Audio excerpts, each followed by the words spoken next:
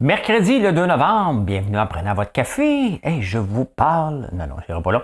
En France, je vous parle de meilleur avant. Oui. Ou encore bon après. Le prix du lait au Québec, tiens, la peur de la robotisation. Je regarde avec vous. Votre job, est-ce que votre job est en danger? Hein?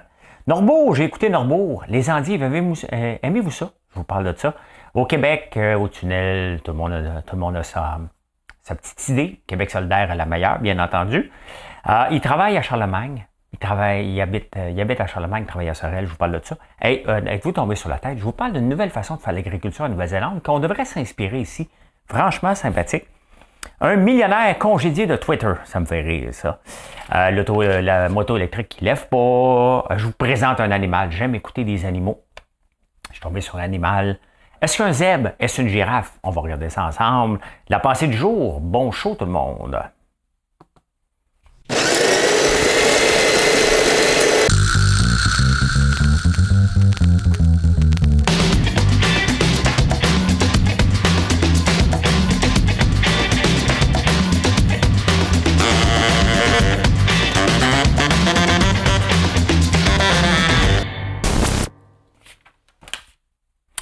Bien, on passe ça tout de suite avec l'énigme.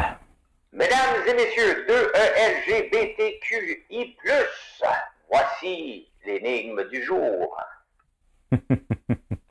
L'énigme du jour. Avez-vous déjà joué dans le sud, on entend ça, les enfants, hein? Marco, Polo, oui, ça m'a rend fou, j'ai jamais compris. Dans quelle ville se trouve l'aéroport de Marco Polo? Parce que ça existe pour vrai. Hein?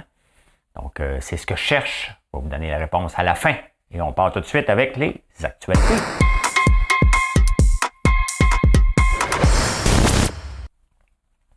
Hey, dans les actualités. Ça s'en vient ici un peu, mais c'est plus fort en France en ce moment. La fameuse date meilleure avant ou est-ce qu'on jette encore après? On est vraiment stické, hein? Puis, bon, si vous me suivez, vous le savez que j'ai mangé l'autre jour des pâtes de 2014. Je ne les ai pas mangées en 2015. L'autre jour était il y a un mois, en 2022. Et en fin de semaine, j'ai ouvert une boîte d'haricots parce que j'achète des haricots. À un moment donné, j'oublie. Elle était datée de 2017, puis je suis encore très en santé 5 jours plus tard. Hein? Fait que, est-ce qu'il faut revoir les dates de péremption? Parce que ça, c'est du gaspillage alimentaire énormément. Puis il faut dire, plus frais avant, mais toujours bon après. Puis c'est quoi la date, la vraie date limite? T'sais, on s'entend, là, si les pâtes sont encore bonnes 8 ans plus tard, hein? On exagère un peu, là. Si les haricots sont encore bons 5 ans plus tard, hein? Faut revoir ça. Est-ce que c'est une façon des commerçants, des manufacturiers, de s'assurer que le stock qui roule pour on en jette? Il faut revoir toute cette pratique-là. En tout cas, ils mettent beaucoup de pression en France. J'ai hâte de voir ce qui va arriver ici. Mais on veut parler de plus en plus de dates minimales pour la fraîcheur et la durée après, ce qui fait pas mal de sens. Hein? Regardez, je vais vous donner un exemple. On vend des biscuits à chien. Directement que c'est marqué biscuits à chien, là, le monde capote, n'ose pas en manger. Et pourtant, je les ai ici, les biscuits. Et c'est de la citrouille et du sirop d'érable. On s'entend là, que je pourrais en manger un, mais si je le croque, après ça, je vais juste le manger. Mais regardez. Hein? C'est des biscuits, citrouille et sirop d'érable. Mais on a un blocage dès qu'on voit meilleur avant.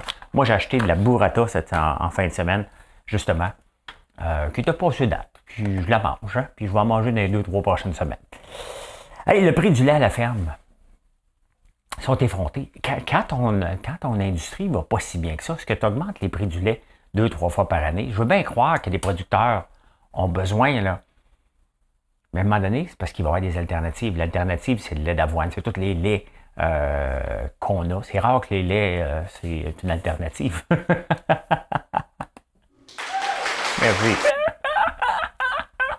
J'ai choisi un lait. OK, ça va pas bien dans ta vie. Mais à un moment donné, c'est parce que ça va le rattraper. Dans le commerce, là, il y a la notion la juste valeur marchande, le juste prix. Hein? Et à un moment donné, à quel moment ce juste prix-là va être dépassé ou est-ce que les gens n'achèteront plus pantoute? On est-tu à la veille d'arriver là? On le voit ce que ça donne, hein, quand c'est subventionné. Vous voyez, quand c'est le gouvernement avec les quotas, ça, c'est permis. Hein? On augmente les prix, on s'entend sur les prix. Ça, c'est permis. Si les grandes chaînes faisaient ça, collusion, on les poursuivrait à l'os, il faudrait qu'ils nous donnent un rabais. Quand c'est le gouvernement, il a le droit de le faire au nom des producteurs. Voilà. Hein? Voilà. Et je vous présente quelque chose ici intéressant. Intéressant. Avez-vous peur de votre job? Hein? Je vous amène. Avez-vous peur de perdre votre job au point de vue de la robotisation? Bien, écoutez, il y a une université en Suisse qui s'est penchée si notre job était en danger. Hein? Et, bon, mettons, tu travailles Slaughter. Hein? Tu travailles, attends un peu, Slaughterhouse. Mettons, hein? Ben, ta job, regardez, est à 0,78.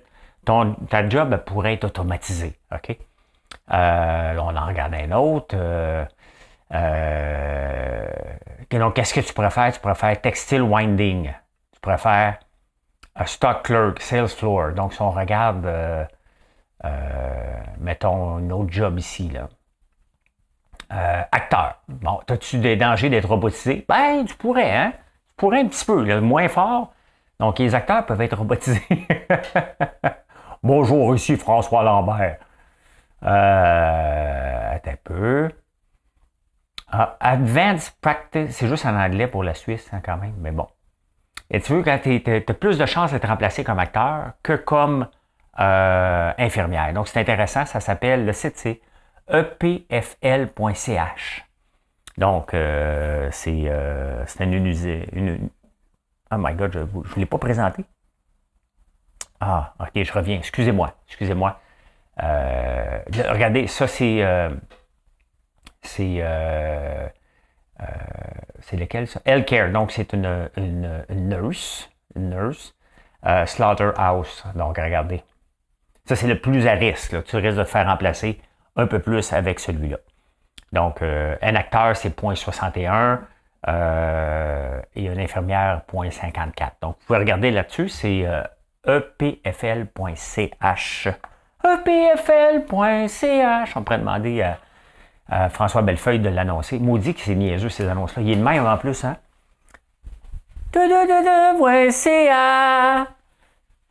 Les annonces de courtier en immobilier, là, c'est pas les plus fortes, hein? Les plus fortes. J'ai écouté Norbourg. Hein? C'est ça ma réponse à Norbourg. Maudit que c'est plate. Moi qui est un gars de finance qui suit ça de près, qui a suivi cette saga-là de près, j'aurais aimé ça en voir plus. J'ai trouvé le jeu des acteurs. Puis c'est rare que je vais parler de ça, mais j'ai trouvé ça mauvais. Mais mauvais. Je voulais l'écouter. Là. Ça valait pas que ça soit au cinéma pour qu'on attende si longtemps que ça pour l'avoir c'est sur Crave. Mais c'est pas bon. J'aurais aimé ça ce qui se passe aujourd'hui. J'aurais aimé ça le voir en cours. J'aurais aimé ça voir plus les familles. Qu'est-ce qui se passe quand les familles apprennent qu'ils s'en vont en prison, qu'ils ont tout perdu, que le gouvernement ne peut pas les aider. Il y avait plus de jus. Selon moi, il manque un morceau, puis je ne veux pas avoir une version 2. Là, Norbo 2, non merci. Est-ce que vous mangez des endives, vous autres? Y a-t-il quelque chose de plus mauvais que des endives? On fait-tu exprès pour dire, oh, des endives, hein? On fait nos... Ben, les endives, il y a 400 producteurs en France. Ici, je ne sais pas s'il y en a beaucoup. Pour 4000 emplois. Mais le problème, c'est que les endives, c'est très énergivore. Hein? D'ailleurs, il va falloir commencer à penser à manger des légumes qui ne demandent pas trop d'électricité. Il y a une ferme d'endives, 90 000 € par année, ça coûtait d'électricité. Maintenant, avec l'augmentation du prix de l'électricité et du gaz, ça coûte 500 000 € par année. Pour manger quelque chose qu'on n'aime pas tant. Y a-t-il quelqu'un vraiment dans la salle qui dit, moi, des endives, là, je capote, ça me prend mon endive par semaine. Please, dites-moi-le. Je veux savoir qu'est-ce que vous faites dans la vie. Hein? Hey, la Toussaint, on ne fête pas ça ici, mais hier, j'ai oublié d'en parler, le 2 novembre. Le 1er novembre, c'est la journée de la Toussaint. Donc, c'est pas la journée des morts. Et je l'ai avec vous. J'ai été le chercher sur Google. Pourquoi le 1er novembre est-il un jour férié? Ici, on ne l'a pas le jour férié, mais en France, oui. C'est célébré tout le 1er novembre. La Toussaint fait partie des 11 jours fériés de notre calendrier, blablabla. Et ce n'est pas... on célèbre les morts dans la bonne humeur et non pas pour aller célébrer les morts comme le jour du souvenir, entre autres. Ben, le jour du souvenir, c'est les combattants. Donc, ça se fait dans la bonne humeur. C'est la célébration de la résurrection. Donc, et pourquoi je vous parle de ça? Parce que si on célèbre la résurrection, on aimerait ça aller voir le corps de nos athlètes, hein, aller sur les tombes, le corps de nos athlètes. Le corps. John Lennon, personne ne sait où ce qui est. Hein? Personne ne sait où John Lennon. Et Joe Dassin, Joe Dassin là, qui chante des chansons que je chante beaucoup, là, comme La Chocolat. Tous les matins, elle matin, son petit pain au chocolat. Là. Ben lui, il est à Hollywood. Hein? Oui, il est à Hollywood. Je pense que son père était anglophone parce qu'il chantait. Il était souvent aux États-Unis. Il aimait beaucoup. Donc les gens ne peuvent pas aller célébrer la résurrection de ses enfants. Bon, on le sait qu'ils ne sont pas morts. Là, ils sont avec Elvis. Puis qui d'autre? Avec Michael Jackson. Ils sont tous ensemble. Là, hein? Et la reine, ben, c'est sûr que la reine est là. Elle aussi, c'est elle la bosse de tout ce monde-là. Là. Fait que, hey, j'ai le mot du jour aujourd'hui. Le mot du jour, en lisant, là, attendez un peu. Faut que je le retrouve. OK. Je vais vous amener parce que vous n'allez pas, vous allez rien comprendre de ce que je vais dire. La phagocité. En lisant Le Figaro, ou ce que Mathieu Bock-Côté écrit, c'est sûr qu'à un moment donné, dans un débat, il va le glisser. Là. C'est à cause de la phagocité par l'ultra-gauche. Hein? La phagocité par ultra-gauche, regardez, ça se prononce comme ça.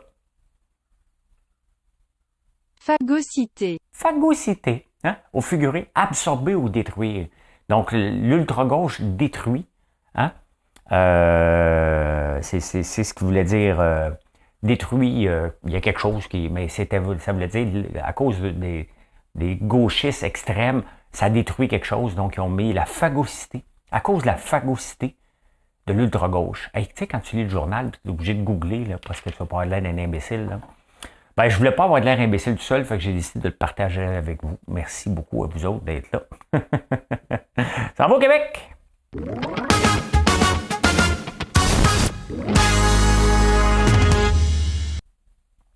Au Québec. Ah, le tunnel, ben écoutez, c'est simple. Québec solidaire, lui, a toujours la solution à tout. Gratuit. Hein? Tu veux que les gens prennent le transport en commun gratuit. C'est pas la gratuité qui cause le problème. C'est les temps d'attente.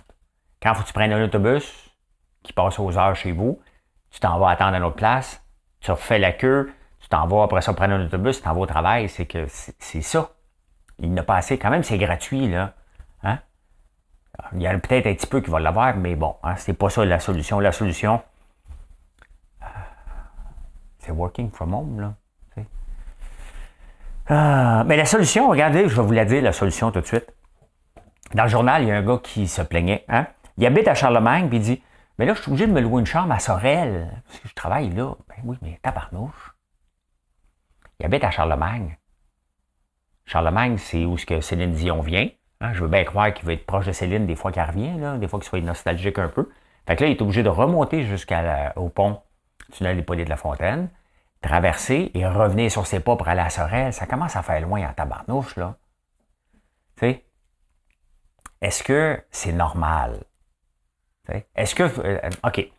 Est-ce que c'est normal, d'un, tu as le droit de prendre la job que tu veux, mais ça vient avec les risques de blocage. T'sais, à un moment donné, tu ne peux pas tout mettre sur le dos du gouvernement, là. Ces genres de choses-là, il faut essayer de dire, ben, ça fait-tu du sens ou ça fait pas de sens? Peut-être c'est trouver un job après, mais peut-être que hein, l'incitation à déménager, si on regarde juste les effets de serre de se promener sur la route, ça n'a aucun bon sens. Là. Ça n'a aucun bon sens. Donc moi, si c'était mon cas, je n'irais pas dans les journaux, moi. Je serais gêné d'aller dans les journaux pour dire, ben là, ça me prend du temps, je suis obligé de me louer une chambre à 125$. Ah oui, ben, c'est ça, t'as bougé. Voilà. Anglade a fait le tour des médias pour dire, quand j'ai fait une erreur, ça passe pas, là. En mettant Nichols dehors, là. Peu importe ce que Nichols a demandé, est-ce qu'elle l'a demandé d'un ton arrogant? Il s'est passé quelque chose entre ces deux femmes-là. D'ailleurs, Nichols a fait une sortie pour dire, ah, beau m'inviter, mais j'y retourne pas. Tant qu'elle est là, elle, moi, j'y vais pas. Il reste combien de jours à Dominique Anglade? Là, on parle plus de semaines, on parle plus de mois. Il reste combien de jours? Est-ce que dimanche est encore la chef ou elle va démissionner? Comment qu'elle peut gérer? Puis j'en parle presque à tous les jours, mais tu sais, je me mets même donné dans sa peau. On la critique parce que c'est de la politique, là. Comment cette femme-là peut se coucher le soir et dire « Maudit que j'ai eu une belle journée ». Moi, des fois, j'ai des journées de marde, là. Puis je me couche, je me dis « Mais pourquoi je fais ça? C'est donc bien tough, hein? Puis pourquoi je continue? » Ben, bon, je suis en affaires, donc on recommence le lendemain matin, c'est pas pareil, tu sais. Il n'y a pas personne, il y a une couple qui me déteste, là, mais il me déteste parce qu'il me déteste, point. Mais se faire traiter d'incompétente par à peu près l'ensemble de la province, ça doit être tough en tabarnouche. Moi, j'abandonnerais. Elle peut pas. Est-ce que, la question qu'elle doit se poser, est-ce qu'elle peut sincèrement revirer le bateau? Elle, là, elle vient de McKinsey. McKinsey donne les plus grands conseils à tous les politiciens du monde. Qu'elle se donne un conseil elle-même. Hein? Qu'elle se donne un petit conseil pour dire peut-être que je devrais partir. Hein? My God, j'avais sorti pour parler des vaches, j'avais sorti un son. Moi, vous le faire jouer tout de suite pareil. Bon, merci. Je voulais parler du prix du lait, j'avais oublié. C'est un drôle de lien, là. Ça n'a aucun rapport avec Anglade. OK? Zéro. Elle n'est pas là, OK? Elle n'est pas là. Ça n'a aucun rapport. Le Canada vient de confirmer qu'il va faire venir dans les 3 prochaines années 1,5 million d'immigrants. On en reçoit, c'est pas la fin du monde parce qu'on en reçoit déjà 400 quelques mille. Là. Mais il manque 1 million d'emplois à combler. Oui, on en prend, mais avec une récession qui s'en vient, est-ce que là, on y va trop vite? Il faut faire attention parce qu'il va y avoir encore des emplois à combler si on s'en va en récession. Combien de temps qu'on va être en récession? Il ne faut pas faire venir des chômeurs non plus. Là. Donc, est-ce qu'on y va trop vite cette fois-là alors qu'on aurait dû aller vite avant? Et là, on répond à un retard parce qu'on a mal planifié. Il faut vraiment se poser la question quand même. Hein? Êtes-vous tombé sur la tête?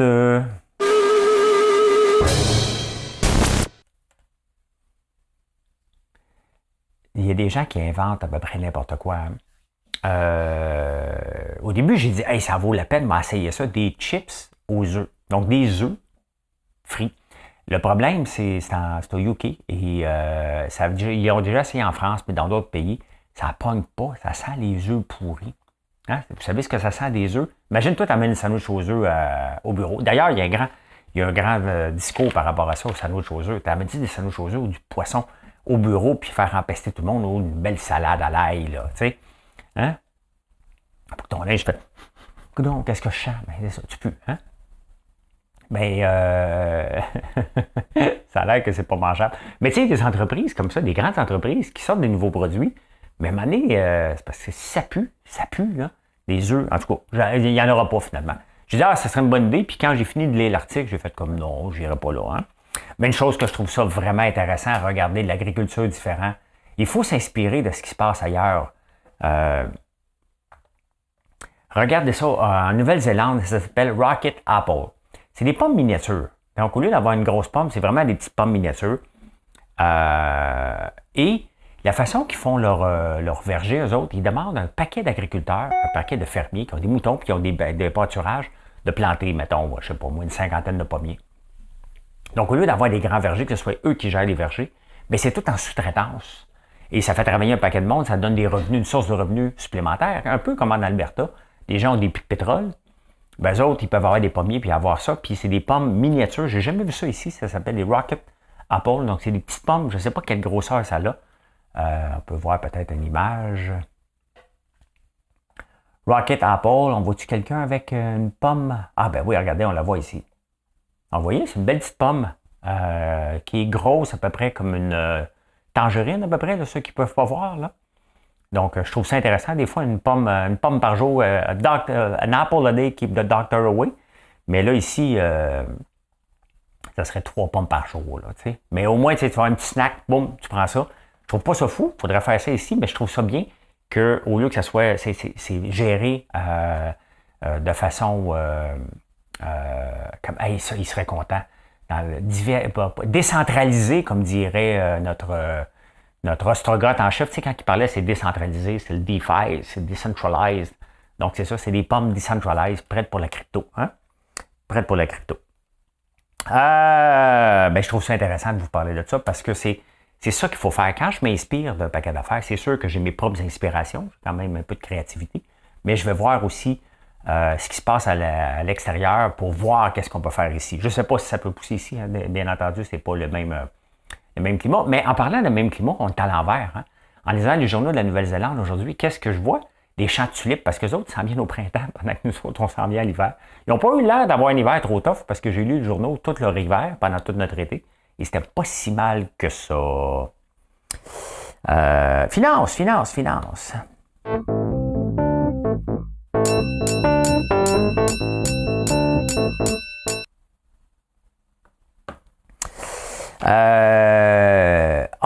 Twitter vient d'expulser un millionnaire. Mais ils sont tous millionnaires, ça me fait rire.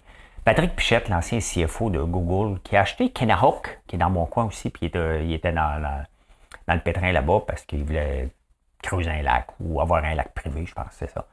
Là, il était sur le conseil d'administration de Twitter. C'est sûr que Elon Musk arrive, il va avoir sa gang. Là. Il met tout le monde dehors. Faut pas capoter, mais ça me fait rire qu'on l'appelle millionnaire. Y a-tu vraiment un pauvre sur le conseil d'administration de Twitter? T'sais? Puis le conseil d'administration, il n'est pas obligé d'en avoir. Il n'est plus une compagnie à la bourse. Hein? That's it. Il peut faire ce qu'il veut maintenant. Ce qui va être intéressant à voir avec Twitter, c'est qu'est-ce qui va se passer avec Tesla. Est-ce que les gens vont dire tu passes trop de temps sur Twitter? Est-ce que tu passes trop de temps tu passes pas assez de temps sur Tesla ou SpaceX? À un moment donné, on a beau être bien impliqué partout, là, mais il y a certainement des bras droits, mais ça reste le show Elon Musk. Donc, on va voir. Il y a d'autres gens qui prédisent, est-ce que c'est la fin des technos tels qu'on connaît avec l'arrivée de Musk en Twitter? Parce qu'il y a des exemples en l'an 2000, puis en des gros crashs qui ont suivi. Est-ce qu'on s'en va vers un crash, étant donné qu'il a peut-être trop payé? 44 millions, c'est énorme. Hein? Puis il veut tout changer. Est-ce que les annonceurs vont arriver? Est-ce que ça va être trop de la droite? À un moment donné, les annonceurs là, vont aller où est-ce que c'est payant. Hein? Bon, moi, je ne suis pas tellement inquiet pour les annonceurs sur Twitter. Ils ne se retireront pas de là, à moins qu'il y ait des gros scandales. Mais si c'est payant de mettre de la pub sur Twitter, ils vont le faire, tout simplement. Hein? La caisse de dépôt qui investit dans Celsius, dans la crypto, justement. On a perdu 200 millions là-dedans. Si on avait fait un petit due diligence, une vérification diligente, on n'aurait pas été mal pris avec ça. Il y a quelqu'un qui va m'écrire, mon ami, Monsieur G, on va l'appeler de même, pour me dire, c'est pas grave, sur le lot, c'est juste une petite dette, une petite affaire. Bien, le VP a reçu, en charge de Celsius, il a reçu un bonus, il est payé 370 000. Il y a certainement d'autres dossiers, là. Mais pour aider la caisse de dépôt et notre bas de laine à perdre 200 millions, il y a eu un bonus de 900 000. Quand même, hein? Quand même. LimeWire, je ne sais pas si vous connaissez. Hein? LimeWire, je vous montre. C'est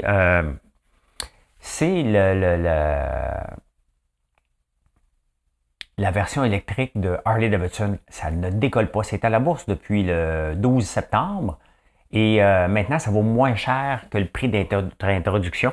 Les gens n'achètent pas. Parce que pourquoi? Parce que les gens achètent une Harley. Ça va peut-être changer, là. Mais les gens achetaient une Harley pour la simple parce qu'il y a une histoire. Ils sont prêts à payer un premium pour le bruit. Hein? Et là, maintenant, ça fait rien. Là. Une moto électrique est peut-être belle, mais les gens n'achètent pas une Harley pour ça. Donc, LimeWire ne décolle pas pour le moment. Est-ce que ça va décoller à un moment donné? À suivre. Hein? À suivre. La bourse, bon, ça descend un peu. Rien de particulier. La crypto, c'est stable aussi. C'est une petite journée tranquille. Il y a toujours Doge, hein, depuis l'arrivée d'Elon Musk. Là, c'est aujourd'hui, si on regarde 5 jours, là. Regardez un mois. On va vous montrer l'échelle. Ça, c'est depuis que Elon Musk a acheté Twitter. Il est un grand partisan de Doge. Donc, le monde dit, OK, Doge va exploser parce que c'est Twitter. Puis, les badges bleus, parce que Twitter veut faire payer ses badges bleus 20$ par mois. Les gens vont pouvoir le payer en Doge. Le monde font de la spéculation, mais ça monte en flèche, tout simplement. Hein? Tout simplement. Les insolites.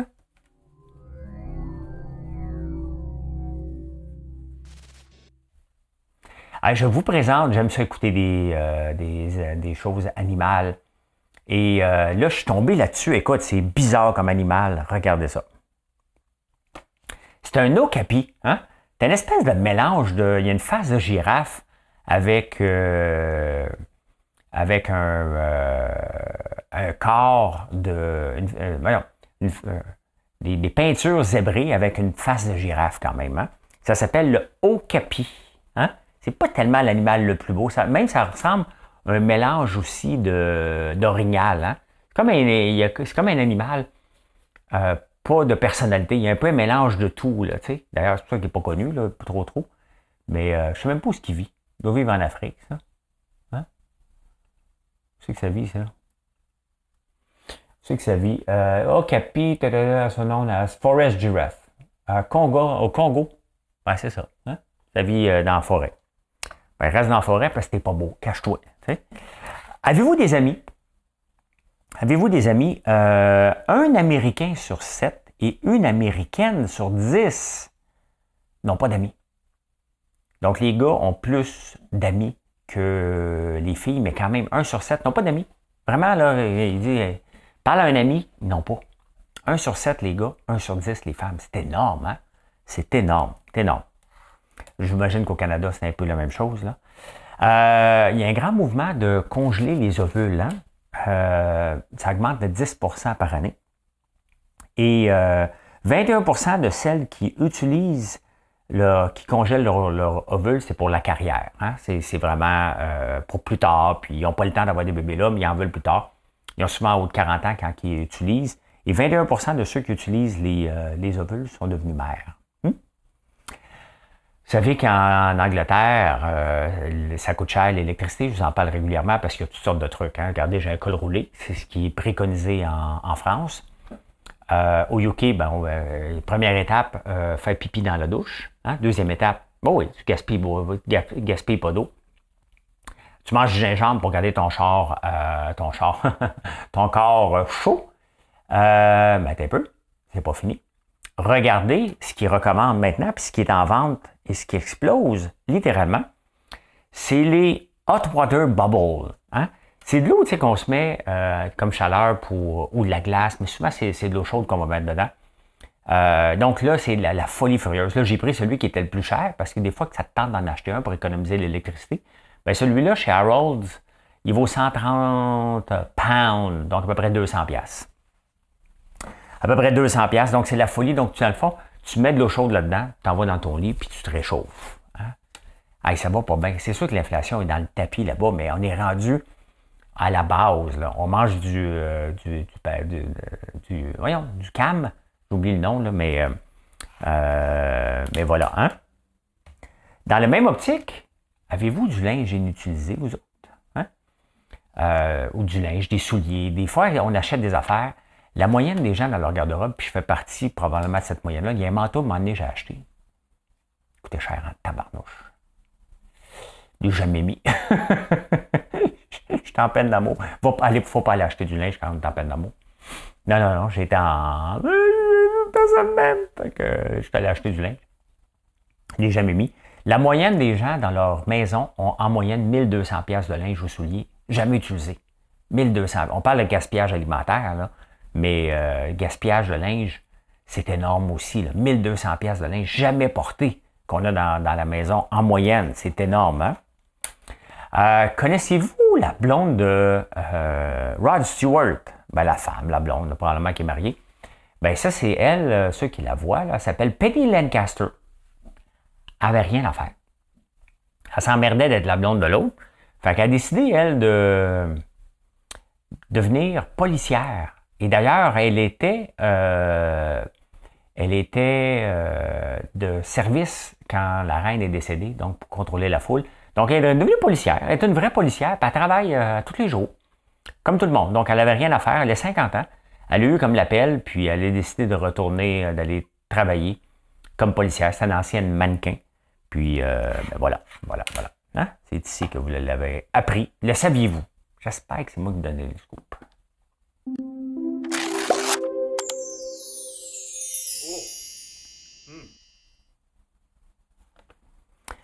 Pour réussir en affaires ou même dans la vie, hein, faites quelque chose que les gens veulent et vendez-le. Ou soyez quelqu'un dont les gens ont besoin et vendez-vous. Pas compliqué, là. Faut pas toujours réinventer. Si vous voulez réussir, regardez ce que les gens veulent. Fabriquez-le. Hein? Il y a de la compétition, c'est pas grave, faites mieux. Sinon, si c'est vous le produit, assurez-vous que les gens ont besoin de vous. Ayez des compétences en conséquence. Ben voilà, ce que je peux dire encore. Marche pas mon son. Mission accomplished.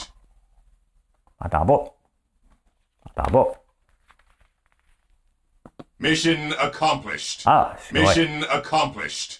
Excusez. Non, j'ai oublié le nom de l'énigme avant, la fin de l'énigme. Mesdames et messieurs de LGBTQI+, voici l'énigme du jour. Eh bien, l'aéroport, je cherchais l'aéroport de Marco Polo. Hein? Elle existe. Marco Polo. Marco! Je n'ai jamais compris. Ça m'a toujours tapé ses nerfs. Je pense que vous autres aussi, ça vous a toujours tapé ses nerfs. Mais Marco Polo, qui était un gars de bateau, là. Hein? Il a dû découvrir quelque chose. Je n'ai pas fait toutes mes recherches. Là. Bien entendu, je connais le nom. Mais c'est un Italien. Et l'aéroport de Venise s'appelle l'aéroport Marco Polo. Nous, ici, on a l'aéroport Pierre-Éliott Trudeau, là, qui n'est pas le sien, parce que le sien, c'était Mirabel, là, mais là-bas, c'est Marco Polo à Venise. Eh bien là, je le peux le dire. Mission accomplished. Voilà. Hey, merci d'avoir été là. J'espère que vous avez apprécié. Si vous avez apprécié, vous savez ce qu'on va faire. Un petit like, vous abonnez, venez nous voir sur françoislambert.one. On est la destination de vos cadeaux. On est la destination de tous les jours pour les friandises.